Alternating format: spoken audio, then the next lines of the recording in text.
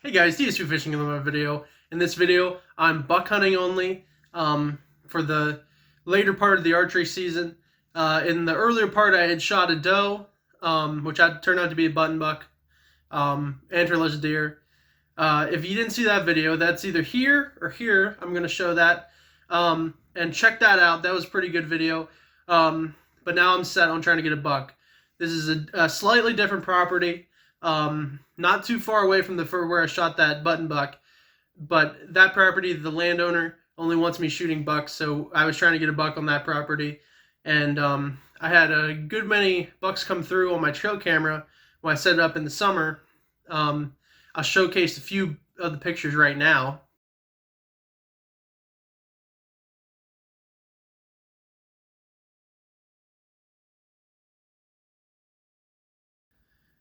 Well, with all the bucks coming through, I knew that it was eventually going to be time until I would be able to get a shot at one. My ideal shot with the crossbow from the ground here is 20 to 30 yards.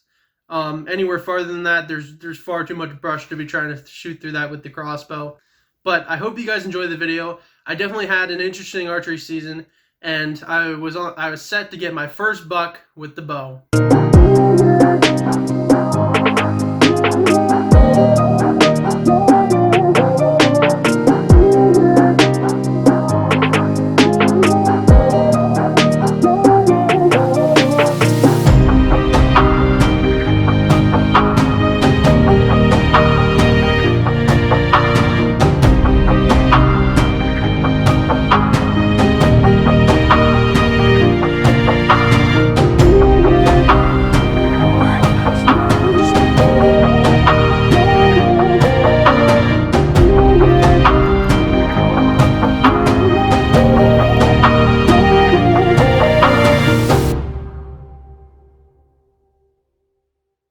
Well guys, the first day I decided to hunt after I shot my antlerless deer was October 16th. This was because there was a steep drop in temperature after a long week of warm weather.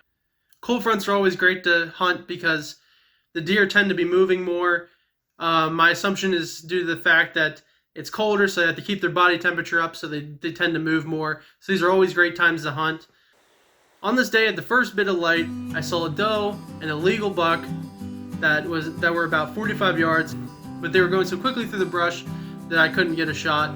And then for the rest of the entire day, I didn't see anything until right at the last bit of light, I heard a ginormous amount of crashing over to my right, and I knew very quickly that there were deer coming. So I turned over to my right side in the ground blind and pull over the crossbow, anticipating them to come down, and I noticed that there were almost all of them were bucks.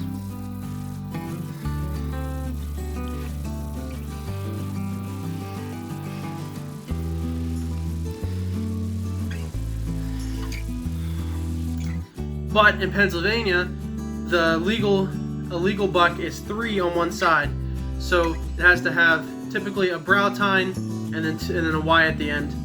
And the first deer definitely was not legal. It was the biggest of the group, so I assumed that the other ones weren't legal as well, seeing as that was the biggest bodied deer. But they ran into the one field that was right to my right side, and when they did that, I decided to follow up on them and see if I could get a shot. But I saw them on the other side of the field, probably 150 yards, and I pulled up my camera to videotape them. And just as I did that, when I looked into the viewfinder, I realized that all those bucks except for that one were legal deer. So I was very devastated at that.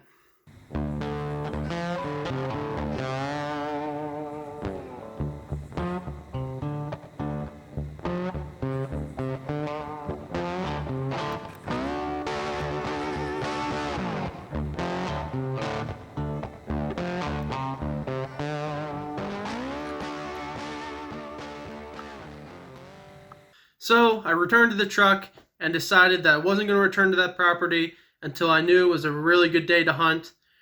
So I wasn't getting all my scent in there and ruining the deer movement throughout there. I wanted to be as least intrusive as possible on these deer because I wanted them to not think that they were being hunted at all.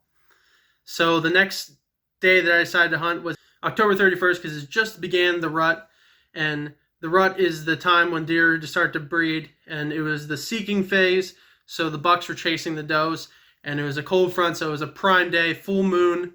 I knew before even going in there that was the best day I was going to have to hunt, and I didn't have to sit long before I saw some deer.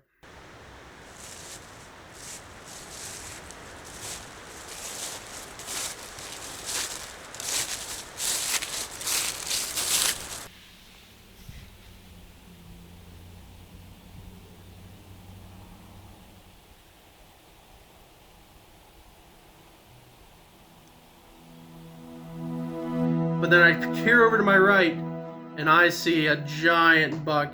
I mean, one of the big, literally the biggest buck I think I've ever seen in my life. And I had him on trail camera. I never thought I'd see him during the day. Big 10-point. I'll show you a picture right here from the trail camera picture. And he came down at saw him first at about 50 yards, and he came down to 45. And he came down 30 yards right in the opening that I made, little shooting lane, and I decided that I was going to pull up and take my shot.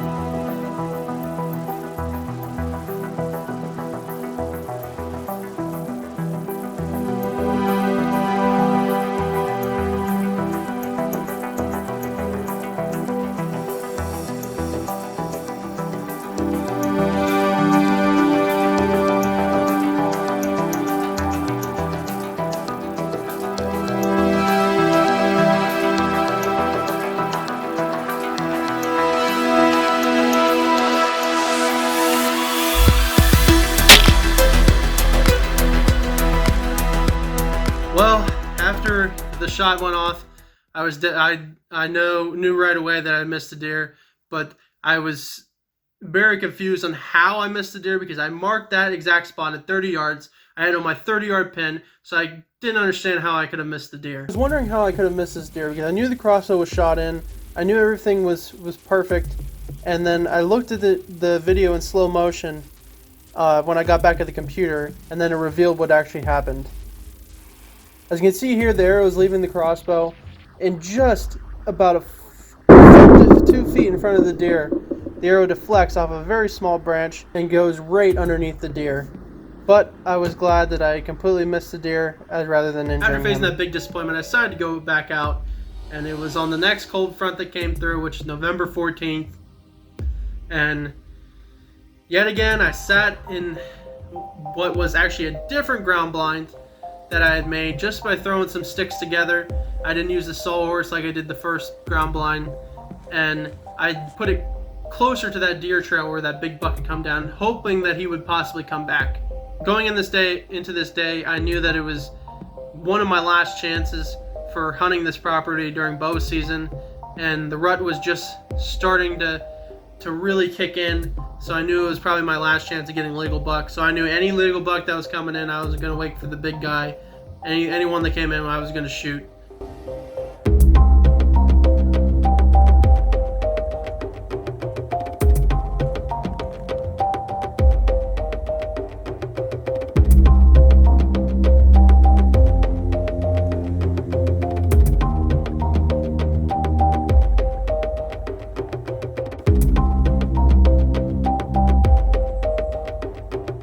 And I peered off to my right, and I saw out of the corner of my eye that there was movement, and I just kind of turned my head kind of like this and realized that there was a buck coming. He got a little nervous, and he went around the thicker stuff. There was like pine trees and really thick brush, so that gave me the chance to kind of turn in the tree, facing up against the tree, to get a good shot. And once he stepped into the small opening I had, the opening was probably about this, and I noticed that he had 3 on one side, and I went straight down to the body, and I took my shot.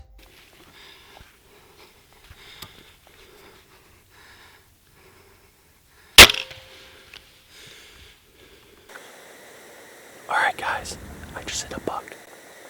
I'm pretty sure he's in, so I'm gonna check out my arrow, back out, and see what happens. After I had hit my deer, I knew that I hit it right away because I could hear a significant thud, which you might have heard in the video, right after I shoot him. But I wasn't sure of the shot, and the golden rule for deer hunting after you take a shot is to back out because you don't want to jump that deer farther, especially on a property as small as the one I'm on. So I just let the deer sit. I checked to see where my arrow was. I couldn't find my arrow, but I could find blood. So I knew that I had hit the deer. So I decided to back out, wait 2 hours, and then I got my grandfather, who is a lot more experienced at blood trailing than I am, to help me find this deer.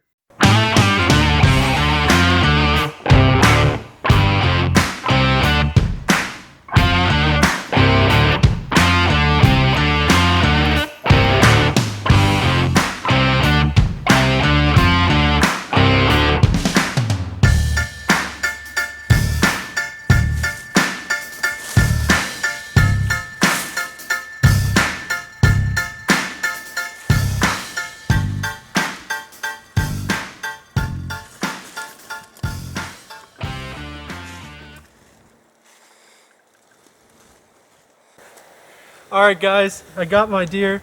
I want to thank Pop-Up. Thank you, Pop-Up, for helping me. Pop-Up was the one who got me into hunting, so it's really special to get this deer. This is my first buck with the bow. Beautiful deer. Looks like he's been dead for quite a while, and we let him sit, and now we got him. So now we got to get him processed and into the freezer. Stay tuned.